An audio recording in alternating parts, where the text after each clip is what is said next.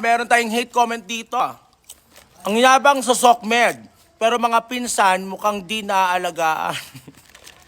Tangina, di porkit marangya ang buhay ko na nakikita nyo sa Amerika, di na ako pwede magkaroon ng normal na buhay at simpleng buhay dito kasama ang pamilya ko sa Pilipinas. Pwede naman tayong bumili ng mga panggamit ng swimming. Gusto Saan? Sobrang init.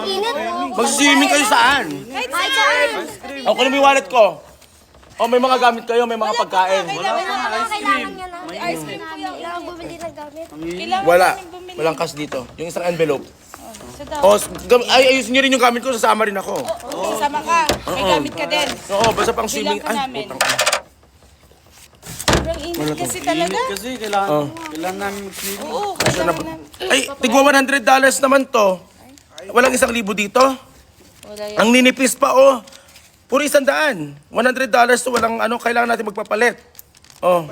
Papalit muna to. Oh, sige, oh. Kayo muna yan. Oh, okay. Kayo na bahala. Diyan, papalit nyo muna yan. Tapos tirahan nyo ako dyan dahil i-add nyo na lang sa ano natin, no? Oh, Thank you. oh Jella, oh. Nasa ano lang yan, 800,000 lang yan, ha? O, pang Boracay pa natin yung iba, okay? Okay, sige, sige. Mamimili kayo dahil mukha na daw kayong, init-init ng araw, ganyan mga suot nyo kasi. Dali, okay, mamili kayo. Oh, simple lang ang buhay namin dito sa Amerika, guys. Hindi naman porke sa Amerika. Sige, simple lang naman talaga buhay namin ng family dito sa Philippines. Tsaka, ina-enjoy lang namin kung anong meron kami. Tsaka ako lang naman talaga mayabang sa social media. Pero ang family ko talaga, wala silang pakialam sa mga ganyang bagay. Kaya,